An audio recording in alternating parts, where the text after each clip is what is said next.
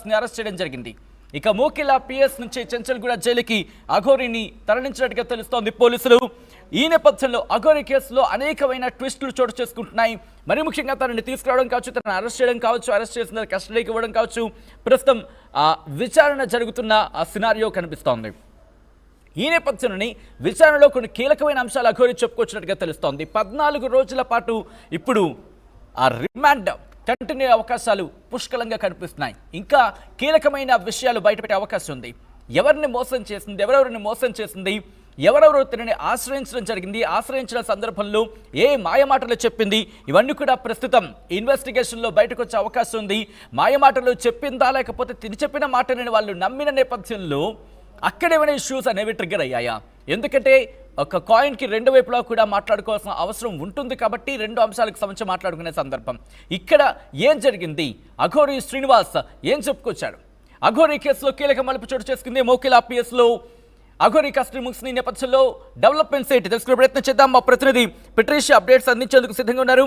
Patricia, Aghori కేసులో ఎటువంటి మలుపు చోటు చేసుకుంది? ఇంట్రెస్టింగ్గా 14 రోజుల పాటు, మరో 14 రోజుల పాటు రిమాండ్ పొడిగించింది కోర్టు. ఇటువంటి సినారియోలో ఇప్పటివరకు ఎటువంటి ఇన్ఫర్మేషన్ సంపాదించడం జరిగింది? ఇప్పటి నుంచి విచారణ ఎటువంటి టర్న్ తీసుకునే అవకాశం ఉంది పెట్రిషియా?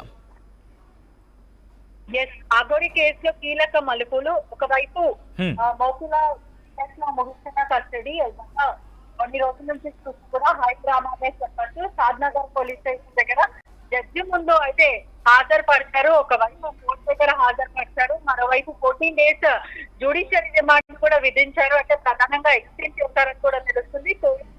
పోలీస్ ఇంటరాగేషన్ లో చాలా కీలకమైన విషయాలు కూడా వెల్లడించింది. గత 2 రోజుల నుంచి కూడా తనని ఇంటరాగేట్ చేస్తారు. మరోవైపు డబ్బులు ఎక్కడి నుంచి వచ్చాయి, ఆ కారు ఎక్కడి నుంచి వచ్చింది, ఎవరెవరి దగ్గర డబ్బులు తీసుకున్నారు, ఇదంతా కూడా ఆరా తీశారు. ఆ తర్వాత మోకిలా పిఎస్ నుంచి జైలుకి మళ్ళీ తిరిగి చెంచల్గూడ జైలుకి తరలించారు. వెంటనే వైద్య పరీక్షలు అవన్నీ చేసిన తర్వాత అనంతరం తనని షిఫ్ట్ చేశారని తెలుస్తుంది. అఘోరికి సంబంధించిన వెహికల్ కూడా ఒక తమిళనాడుకి చెందిన వ్యక్తి ఏదైతే ఇప్పుడు అఘోరి ఏదైతే వెహికల్ నడిపిస్తుందో ఆ వెహికల్ కూడా రిజిస్ట్రేషన్ అంతా కూడా ఒక తమిళనాడు బిజినెస్ మ్యాన్ కి సంబంధించిన వెహికల్. అఘోరి శ్రీనివాస్ కి మరి ఆ బిజినెస్ మ్యాన్ కి కూడా సన్నిహితమైన పరిచయాలు ఉన్నాయి. వీళ్ళంతా కూడా బిజినెస్ డీల్స్ మాట్లాడుతున్నట్టు కూడా సమాచారం అయితే వస్తుంది. మెజిస్ట్రేషన్ ముందు నిలబెట్టి పూర్తిగా జడ్జి ముందు నిలబెట్టి వాళ్ళని మళ్ళీ చెంచల్గూడ జైలుకి తరలించారని తెలుస్తుంది. మొత్తం మీద చూసుకుంటే కూడా హై డ్రామా అయితే కొన్ని రోజుల నుంచి కూడా బయటకు వస్తుంది. ఒకవైపు లైంగికంగా మహిళని వేధించడము, మోసం చేయడము, పెళ్లి చేసుకుంటానని మోసం చేశారు. అదే కాకుండా అనేక పెళ్లిళ్ళు చేసుకొని మహిళలను మోసం చేసి మానిటరింగ్ కింద లైంగిక వేధింపు, సెక్షువల్ హెరాస్మెంట్, అదే కాకుండా చీటింగ్ కేసులు కూడా అనేక కేసులు నమోదైనాయి. ఇప్పటికీ కూడా పోలీసులు కూడా చాలా సుదీర్ఘ విచారణ చేశారు. గత 2 రోజులు కూడా సూపర్వైజ్ చేసి ఏసీపీ రమణ గౌడ్ అతని దగ్గర నుంచి కూడా 2 గంటల సేపు మాత్రం ఇవాళ విచారించాలని గుర్తిస్తుంది. వాళ్ళు కీలకమైన విషయాలను కూడా బయటపడ్డాయి. ఒక పూర్తిగా తిన వెనకాల ఎవరెవరు ఉన్నారు, ఎవరైనా పొజిషన్స్ ఉన్నారా, లేదంటే నీకు సాయం ఎవరు చేస్తున్నారు, డబ్బులు నీకు ఎక్కడి నుంచి వస్తున్నాయి, ఏదైతే కారు, డీజిల్ గానీ, పెట్రోల్ గానీ, ఐఫోన్స్ ఇవన్నీ ఎక్కడి నుంచి మెయింటైన్ చేస్తున్నాం అని కూడా పోలీసులు అంటే తన ఐఫోన్ కూడా పోలీసులు స్వాధీనం చేసుకున్నారు కాబట్టి ప్రెసెంట్ కాంటాక్ట్స్ కి సంబంధించి ట్రేస్ చేయడం జరిగిందా? ఎవరెవరితో కాంటాక్ట్ లో ఉంది, ఎటువంటి కాన్వర్సేషన్ జరిగింది, గత కొద్ది రోజుల్లో ఎటువంటి కాన్వర్సేషన్ జరుగుతోందనే అన్ని కోణాల్లో కూడా దర్యాప్తు జరుగుతోందా? పూర్తిగా కూడా అన్ని కోణాల నుంచి దర్యాప్తు జరుగుతుంది. జడ్జి కొత్త రవి ఎక్స్టెండ్ చేయడం జరిగింది. జ్యుడిషియరీ రిమాండ్ 14 రోజులు ఎక్స్టెండ్ చేశారు. అదే కాకుండా ఆ తర్వాత తనని షాద్నగర్ కోర్ట్ కి తీసుకెళ్లి కోర్టు నుంచి సెంట్రల్ కూడా తీసుకెళ్లారు. ఇదంతా కూడా తన మొబైల్ ఫోన్ కూడా అన్ని సీజ్ చేశారు. ఆ మొబైల్ ఫోన్స్ ఎక్కడి నుంచి వచ్చాయి, ఇంత ఎక్స్పెన్సివ్ మొబైల్స్ ఎక్కడి నుంచి వస్తున్నాయి, నీకు ఎవరెవరు ఇస్తున్నారు అనే విధంగా కూడా పోలీసులు అన్ని పూర్తిగా ఎవిడెన్స్ అంతా కూడా కలెక్ట్ చేశారు. దీని వెనకాల ఎవరో ఉన్నారంటూ కూడా పోలీసులు అయితే ప్రస్తుతం అనుమానం వ్యక్తం చేస్తున్నారు. ఎందుకంటే పెద్ద పెద్ద బిజినెస్ కానీ లేకపోతే బిజినెస్ మ్యాన్స్ కానీ వీళ్ళతో తను ఫ్రెండ్షిప్ చేయడం, ఆ తర్వాత అనేక సార్లు ఫోన్ కాల్స్ రెగ్యులర్ గా మాట్లాడడం, ఆ తర్వాత పెద్ద పెద్ద పొలిటీషియన్స్ కి మీరు ఈ పొజిషన్ లో ఉంటారు, ఈ పదవి వస్తుంది. అంటే పెట్రిషియా సాధారణంగా చూస్తూ ఉంటాం, ఒక పొజిషన్ కి వచ్చిన తర్వాత ఎవరైనా అక్కడికి వచ్చే ప్రయత్నం చేస్తూ ఉంటారు. లేకపోతే రెండు సినారియోస్ గురించి మాట్లాడుకున్నప్పుడు ఒక నెట్వర్క్గా ఉన్న తర్వాత ఒక వ్యక్తిని ఒక పొజిషన్లో పెట్టి అక్కడి నుంచి డబ్బులు వసూలు చేసే సందర్భం. సో రెండు కోణాల్లో కూడా జరుగుతూ ఉంటుంది. సో ఇక్కడ పోలీసుల ఇన్వెస్టిగేషన్లో ఏ కోణం బయటకు వస్తుంది, ఇంతకీ అఘోరియా కాదా అనే కోణంలో కూడా దర్యాప్తు జరుగుతుంది అనుకోవాలి ఇక్కడ. ఖచ్చితంగా, ఎందుకంటే ఒకవైపు హిందూ సనాతన ధర్మం గురించి గొప్ప గొప్ప వాళ్ళు గొప్ప గొప్ప విధంగా మాట్లాడుతుంటారు. అటువంటిది హిందూ అని చెప్పి సనాతన ధర్మం గురించి కించపరిచేలాగా మాట్లాడుతుంది. అదే కాకుండా ప్రధానంగా తన అఘోరి తత్వం ఇలా ఉండదు, అఘోరీలు ఇలా బట్టలు వేసుకోరు, అఘోరీలు పెళ్లిలు ఇలా చేసుకోరు అంటూ కూడా అందరూ చాలా విమర్శించిన పరిస్థితి కనిపిస్తుంది. మొత్తం మీద కూడా తన మొబైల్ ఫోన్ లో ఏదైతే పోలీసు కస్టడీలో ఉందో ఇన్వెస్టిగేషన్ డిపార్ట్మెంట్ అంతా కూడా, క్రైమ్ ఇన్వెస్టిగేషన్ డిపార్ట్మెంట్ అంతా కూడా కూపీలాగే ప్రయత్నం చేస్తుంది. తన మొబైల్లో మాత్రం పలు బిజినెస్ మ్యాన్ కి సంబంధించిన కాంటాక్ట్స్ అయితే ఉన్నాయి, పెద్ద పెద్ద వ్యాపారులు వాళ్ళ కాంటాక్ట్స్ ఉన్నాయి, రెగ్యులర్ గా వాళ్ళతో మాట్లాడుతుంటది, వాట్సాప్ లో చాట్ చేస్తూ ఉంటది అని కూడా సమాచారం అయితే తెలుస్తుంది. ఈ కార్ అంతా కూడా ప్రధానంగా ఒక తమిళనాడుకి సంబంధించిన వ్యక్తి తనకి గిఫ్ట్ ఇచ్చాడు, అతను బిజినెస్ డీల్ గా ఇచ్చాడని కూడా పోలీసులు అనుమానం వ్యక్తం చేస్తున్నారు. వీళ్ళ టార్గెట్ అంతా కూడా ఎవరైతే అఘోరికి సంబంధించిన కొంతమంది ఉన్నారు. ఈ బ్యాచ్ అంతా కూడా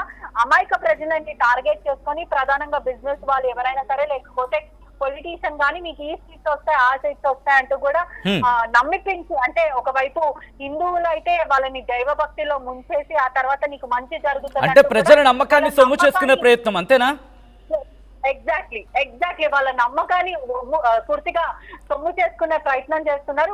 తెలియక కొంతమంది జనాలు కూడా డబ్బులు ఇచ్చేయడం, ఆ తర్వాత భక్తి భావంలో మునిగిపోయి, అంటే నిజమైన అఘోరి అనుకొని డబ్బులు లక్షలాది డబ్బులు తన మీద కుమ్మరించడం, ఆ తర్వాత నీకు మంచి జరుగుతుంది, నువ్వు ఇలా చేయి అలా చేయి అంటూ కూడా మాయ మాటలు చెప్పిన తర్వాత లేటర్ ఆన్ చాలా మంది దీని ఓవర్కమ్ అయ్యి రియలైజ్ అయ్యేకే పూర్తిగా టైం అయిపోతుందని కూడా తెలుస్తుంది. ఎందుకంటే ఇప్పటికే చాలా మంది అమ్మాయిలు ప్రస్తుతం తినగా చెప్పుకుంటున్న ఆ కార్ ఏదైతే ఉందో దాన్ని పోలీసులు తమ ఆధీనంలోకి తీసుకున్నారా? కారుని సీజ్ చేయడం జరిగిందా? తనకి సంబంధించిన గ్యాజెట్స్ ఏవైతే ఉన్నాయో ఆ గ్యాజెట్స్ అంతా కూడా పోలీసుల అదుపులోకే ఉన్నాయి. ప్రధానంగా మొబైల్ ఫోన్స్ ఏవైతే తను 3-4 మొబైల్స్ వాడుతుందో ఆ మొబైల్ ఫోన్సే గానీ, లేకపోతే ఆ కార్ కి సంబంధించిన డీటెయిల్సే గానీ, తను ఎవరైతే రెగ్యులర్ గా కాంటాక్ట్ లో ఉంటుందో వాళ్ళని కూడా విచారించే అవకాశాలు కనిపిస్తుంది. ఎవరైతే తమిళనాడుకు సంబంధించిన బిజినెస్ మ్యాన్ ఉన్నాడో అతన్ని కూడా విచారించే అవకాశాలు అయితే కనిపిస్తుంది. మొత్తం మీద కూడా అఘోరి కుట్రకోణం అంతా కూడా బయటపడుతుంది. మొన్నటి వరకు హైడ్రామా నెలకొంది. ఎందుకంటే ప్రధానంగా ఏ జైల్లో వేయాలంటే ఏ సెల్ ఏ బ్యారెట్ లో వేయాలి, ఉమెన్స్ దాంట్లో వేయాలా, మెన్స్ దాంట్లో వేయాలని కూడా జైలు అధికారులంతా కూడా తలగొట్టుకున్న పరిస్థితి. కానీ ప్రధానంగా లింగ నిర్ధారణ చేసిన తర్వాత ట్రాన్స్ ఉమెన్ గా నిర్ధారించారు. తనని స్పెషల్ బ్యారెట్ ఏదైతే 4 బ్యారెట్స్ ఉంటాయో దాంట్లో ప్రధానంగా ఒక బ్యారెట్ లో వేసి సీసీటీవీ ద్వారా కూడా మానిటర్ చేస్తున్నారు. తన ప్రవర్తన ఎలా ఉంది? ఎందుకంటే ఎప్పుడు తన ప్రవర్తనే సోషల్ మీడియాలో ఎప్పుడు చర్చకు దారితీస్తూ ఉండేది. సోషల్ మీడియాలో తన ప్రవర్తనకు సంబంధించిన డిస్కషన్ జరుగుతూ ఉంటుంది. సో జైల్లో ప్రస్తుతం తన ప్రవర్తన ఎలా ఉంది? పోలీసులు ఏమంటున్నారు? ప్రధానంగా కూడా జైల్ సూపరింటెండెంట్ వీళ్ళందరూ కూడా గట్టిగా మాట్లాడడం, అదే కాకుండా సాధన చేస్తున్నానంటూ పెద్దగా మంత్రాలు చదవడం, ఇదే తను రోజు చేస్తుంది. మరోవైపు తనని ఎవరితో మాట్లాడనివ్వకుండా, ఎందుకంటే ప్రధానంగా బయట ఉన్న టాక్ చూస్తుంటే కూడా తను మంత్రాలు చెప్తుంటది, వశీకరణ చేస్తుంటది అని చెప్తున్నారు. కాబట్టి ప్రధానంగా జైలు అధికారులు కూడా ఎటువంటి ఛాన్స్ తీసుకోకుండా తన ప్రతి మినిట్ టు మినిట్ తన మూమెంట్ అంతా కూడా సీసీటీవీ ఫుటేజ్ ద్వారా అబ్జర్వ్ చేస్తూ ఉన్నారు. ఎవరితో మాట్లాడనివ్వకుండా తనను ఒక స్పెషల్ బ్యారికేడ్ లో వేసి ప్రతిదీ మానిటర్ చేస్తున్న పరిస్థితి కనిపిస్తుంది. ఉదయమే లేచి తను సాధన చేస్తున్నానంటూ చెప్పుకుంటూ గట్టిగా మంత్రాలు చదువుతూ శివం అంటూ మాట్లాడుతూ పిచ్చిగా చేస్తున్నట్టు కూడా అధికారులు చెప్తున్న పరిస్థితి. ఒక్కసారి పెట్టేసి మీరు లైన్ లోనే ఉండండి.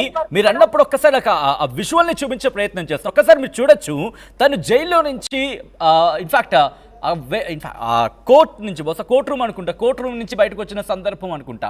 సో అక్కడి నుంచి వస్తున్న క్రమంలో మీరు చూస్తే చాలా ఫోర్స్గా వస్తుంది. మోకిలా పిఎస్ నుంచి బయటకు వస్తున్న తరుణంలో ఒక్కసారి చూస్తే తను ఎప్పుడైతే కాస్త హడావుడిగా ఉన్న సందర్భంలో కోపంలో ఒక చాలా ఉద్రిక్తంగా నడుస్తూ ఉంటుంది. ఆ నడక చూస్తే అలాగే ఉంది, చాలా ఫోర్స్గా నడుస్తోంది, చాలా కోపంతో ఉందని భావించాలి. ఎప్పుడు తన మొహాన్ని దాచుకున్న సందర్భం ఎప్పుడూ చూడలేదు. అటువంటి అఘోరి ఈరోజు బహుశా ఆ కారణం ఏమై ఉంటుంది అనేది బిగ్గెస్ట్ క్వశ్చన్ మార్క్. బట్ తన ముఖాన్ని కప్పుకుంది, ఈరోజు కంప్లీట్గా ఉద్రేకంగా అడుగులు వేస్తోంది. కంప్లీట్ యాటిట్యూడ్ మాత్రం ఒక కోపంతో ఉన్న యాటిట్యూడ్ అయితే మాత్రం తనలో క్లియర్ కట్గా కనిపిస్తున్న నేపథ్యం. సో ఇటువంటి సినారియోలో పోలీసులు ఎలా డీల్ చేయడం జరుగుతోంది, ఇటు జైల్లో తనని ఎలా హ్యాండిల్ చేయడం జరుగుతోంది, ప్రస్తుతం తన సిచ్యువేషన్ ఏంటి, వీటన్నిటిని కన్సిడర్ చేసి ఇన్వెస్టిగేషన్ ఎలా ముందుకు తీసుకెళ్తున్నారు, అప్డేట్స్ అందించేందుకు మా ప్రతినిధి పెట్రీషియా ఫోన్ లైన్లో కంటిన్యూ అవుతున్నారు. పెట్రీషియా, తన ప్రవర్తన గురించి మాట్లాడుకునే సందర్భంలో ఒకప్పుడు పోలీసుల మీద తిరగబడ్డ సందర్భం ఆంధ్రప్రదేశ్ లాంటి ప్రాంతాలకు కావచ్చు, ఇన్ఫాక్ట్ తెలంగాణలో కూడా. సో ఇటువంటి సినారియోలో ప్రస్తుతం జైల్లో పోలీసులతో తినే తీరు ఎలా ఉంది, అఘోరి తీరు ఎలా ఉంది? ఎస్, అంటే ఇప్పటికే మనం చూస్తే ఎక్కడైతే జడ్జి ముందు తర్వాత మెడికల్ టెస్ట్ ఇవన్నీ చేసుకొని తిరిగి చింతలగూడకి తరలిస్తున్నారో లో ముఖంతో పాటు జుట్టు ఇవంతా డెడ్ లాస్ ఏవైతే తన జుట్టు ఉందో అదంతా కూడా కవర్ చేసుకొని ఒక గిల్ట్ ఫీలింగ్ తో అఘోరి ఉందనే చెప్పొచ్చు. అంటే మొన్నటి వరకు కూడా నాకేం కాదు, నన్ను ఎవరేం చేయలేరు, ఏ పోలీస్ నా దగ్గరకు వచ్చినా నేను తగలబెట్టుకుంటాను, ఆత్మ అర్పణ చేస్తాను, పెట్రోల్ పోసుకుంటానని కూడా ప్రజలని థ్రెటన్ చేసిన పరిస్థితి. ఈ క్రమంలోనే పోలీసులు కూడా న్యూసెన్స్ అవుతుంది కాబట్టి తనకు అనేక సార్లు వార్నింగ్ ఇచ్చారు, అనేక సార్లు చెప్పినప్పటికీ కూడా అదే తంతుగా తను ప్రవర్తించడం, న్యూసెన్స్ చేయడం, ప్రజలను మోసం చేయడం ఇవంతా కూడా బయటికి వచ్చాయి. ఈ క్రమంలో అఘోరి నడుచుకుంటూ వచ్చే టైంలో తనకి ఒక భయంతో కూడిన ఆ టెన్షన్ కానీ, లేకపోతే ప్రధానంగా కూడా నేను తప్పు చేశానని ఒక ఫీలింగ్ తో తను నడుచుకుంటూ వస్తుందని కూడా చాలా టెన్స్ ఫీలింగ్ తో అంటే తప్పుడు ఒప్పుకుందా, కోర్టులో ఒప్పుకుందా, లేకపోతే పోలీసుల ముందు ఒప్పుకుంటుందా? ప్రతిది కూడా కాంట్రడిక్టెడ్ విషయం. ఏదైతే రమణ గౌడ్ విచారించారో, ఏసీపీ విచారిస్తున్న సమయంలో కూడా కొంతలోనే ఆన్సర్లు ఇవ్వడం, దాని తర్వాత టెన్స్ గా మాట్లాడడం, ఈ మాట్లాడిన టైంలోనే తను తప్పు చెప్తుందంటూ కూడా పోలీసులు లైట్ డిటెక్టివ్ వారు కూడా అనలైజ్ చేశారని కూడా తెలుస్తుంది. కానీ ఏదైతే చెప్తుందో కూడా తన స్కూలన్నీ కూడా కప్పిపుచ్చుకునే ప్రయత్నం. అదే కాకుండా తన వెనకాల ఎవరైతే ఉన్నారో వారు పొలిటీషియన్ కావచ్చు, లేదంటే ప్రధానంగా బిజినెస్ పీపుల్ తనని ముందు పెట్టుకొని ప్రజలని సొమ్ము అమ్ముకోవాలంటే, పూర్తిగా చెప్పాలంటే సవాళ్ళ మీద కాలర్ ఏర్కుంటారని కూడా మనం చెప్తూ ఉంటాం. అటువంటి అంటే ప్రజల నమ్మకంతో వాళ్ళని అర్థంగా మోసం చేసి వాళ్ళ ఫీలింగ్స్ తోని వాళ్ళ దగ్గర ఉన్న డివోషనల్ ఎమోషన్ తో కూడా ఆడుకోవడం, ఇది ఒక బిజినెస్ లాగా అఘోరి చేస్తున్నట్టు కూడా తెలుస్తుంది. ఎందుకంటే ఇప్పటికీ మనం అనేక వీడియోస్ కూడా చూసాం. ఒకవైపు నార్త్ లో కూడా అఘోరి అమ్మ, దాని తర్వాత తను డిఫరెంట్ హెయిర్ స్టైల్స్ తో, అంటే ఒక్కొక్కసారి ఒక్కొక్కలాగా కార్స్ మార్చడం, మొబైల్స్ మార్చడం, చాలా లావిష్ తో బ్రతకాలనుకుంటది. అదే కాకుండా